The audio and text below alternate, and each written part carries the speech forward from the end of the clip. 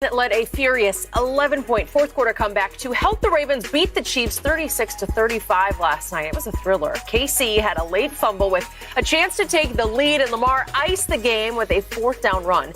It was Lamar's first victory over his fellow former MVP, Patrick Mahomes, in 4 attempts. And afterwards, Jackson said, quote, "It feels good to get that monkey off our back."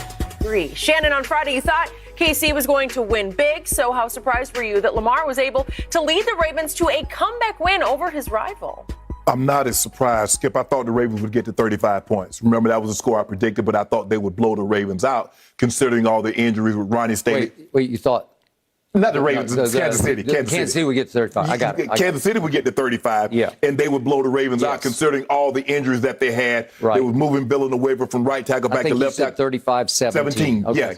Skip, for me, and I've gone over this several times before, the key to beating the Chiefs, time of possession, 36-24. You got to steal a possession. Even though Mahomes threw an interception earlier, it was at the end of the game, that possession with Clyde Edwards-Helaire when he fumbled the football. You also need, Skip, you need your best player to be your best player. And that's what he was last night. He was their best player. Skip, look, you look at it, after he threw his second interception, he was 15 of 19 for 215, a touchdown, 87 rush yards, 2 touchdowns. Skip, you normally when a quarterback goes 24-31 for 340, whatever he went for, 2 touchdowns, and score 35 points, you're like, man, we walking out here with a victory. Yep. But not the Chiefs. Give Baltimore credit because they made timely plays. Mahomes made the one fatal mistake, Skip. They're up 11 points. There's no need, and that's when you need to understand, Skip.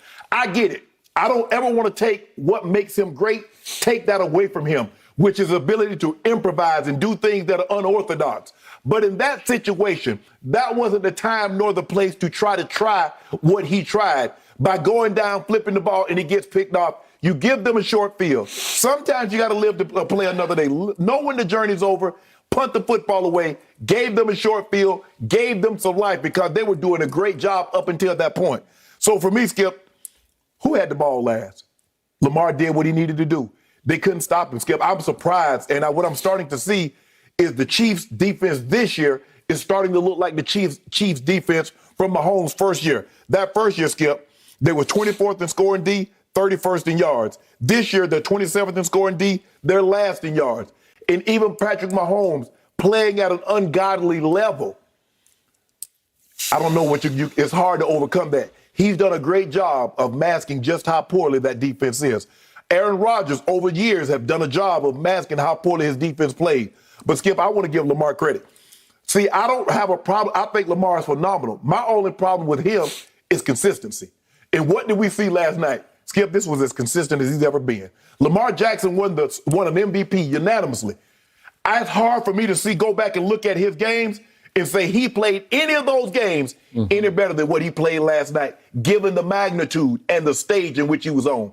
He was sensational.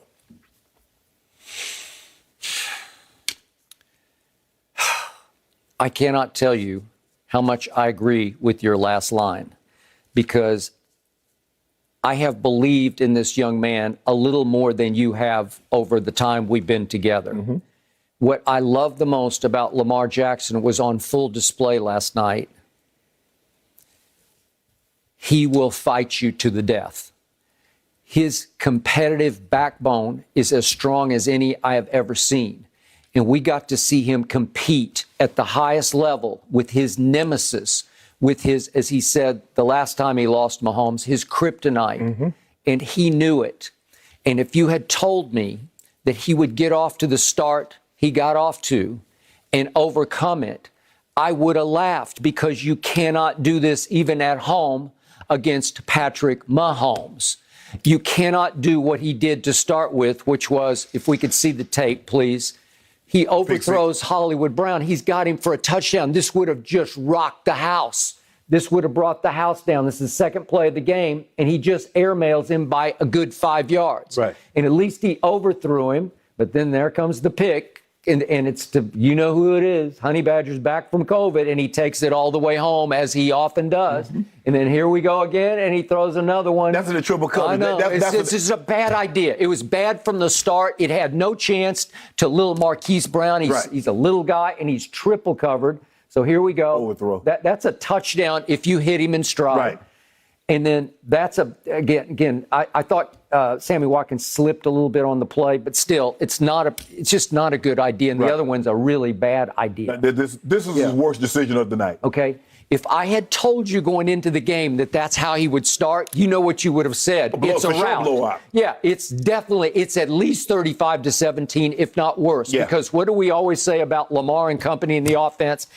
It's not built to come back, especially on Patrick Mahomes and Kelsey, who were just both sensational for much of the night. And the first touchdown pass that Mahomes threw kind of crossed his body to Demarcus Robinson in the back of the end zone, if we could see that. This is like, it's a gamble. It's a little bit of Mahomes at his best and his worst. He just kind of flips it sidearm, falling sideways, and he got away with it because it was on the money against their remaining best corner, who could not quite get there. Marlon Humphrey just couldn't quite get there, and Demarcus Robinson hauls it in. And when you're doing that, I'm thinking he's unconscious. And then if we could see the other touchdown in the third quarter to Kelsey, this is like too good on both because it's a rollout. If we see he escapes and he flings it to Kelsey, who somehow gets loose from 4 Ravens.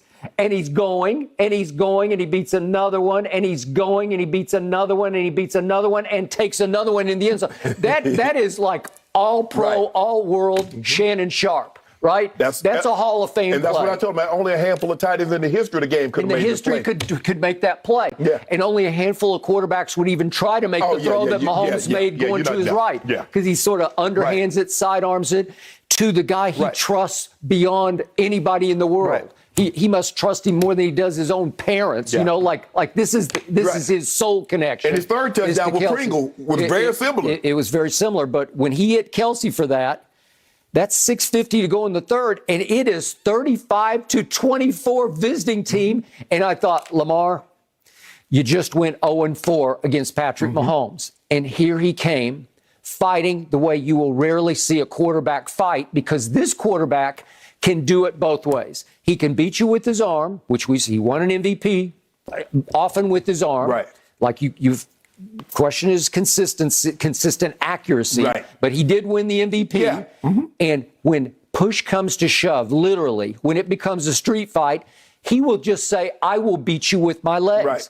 And I love our man Michael Vick, but I have never seen anything like this man running the football. It's crazy. Because he's so much bigger than Michael and so much more physical than Michael. And again, I don't know how many years he's got playing football the way he's playing it, but he didn't really put himself in terrible harm's way. Right. I didn't see him get into a situation where I thought, oh, Lamar, that took a year off your career, right? Right. But he's doing a better job of getting down and getting out of bounds. Occasionally last night, he tried to run somebody over. I was like, Lamar, you don't need to do that. Okay. But he's just trying to get them back in the game. And here he came. And the 2 touchdown runs, if we could just see him back to back. Right. The first one is on 51, that the guy, what's his name? Donnan. I don't know him, 51, but he just beats him to the edge. And then here's the somersault. And again, he said he fell on his butt. He was kind of embarrassed by what he did. But again, I wouldn't do that at that point because you had not won the game yet. Right. You could do it if that were a walk-off play. I'd be fine with it, but I was afraid, no, because he threw the ball up in the air, and it felt like we just won. No, you haven't won yet. Correct. You got a long way to go because the other guy's going to get the ball, and you know what's probably going to happen. You know what normally happens when a team falls behind like that? Is that it's because they can't run the football. They have no choice but to throw it. Yep. But if you look at the Ravens, Skip, you look at what they finished with. Yeah. They were running the ball all night. It was like, I'm like, in the 2-point plays, I'm like, why would y'all run those on 2-point plays? Just put the ball in Lamar's hands and say, Lamar, go do what you do. He missed one of them. Now, he did hit Marquise Brown for 1 2-point, and they called Zeitler for downfield, Right. and it looked like he just kind of got shoved upfield by his own Right. the guy who blew past him. Right. And it was a bad call to me, but they missed on both their 2 points. Usually when that happens, you're probably going to lose the game. And that's why I hate going for 2 points, Skip, especially because I feel like you always got to chase the points now. Okay. Once you miss it, you got to chase the point. All right. So then obviously your man gets the ball back, and here he comes, and it goes all the way down to the 126 mark, and they're in field goal range. They have a 50-yard field goal set up. And he got conservative, Skip. That Yep. cost him.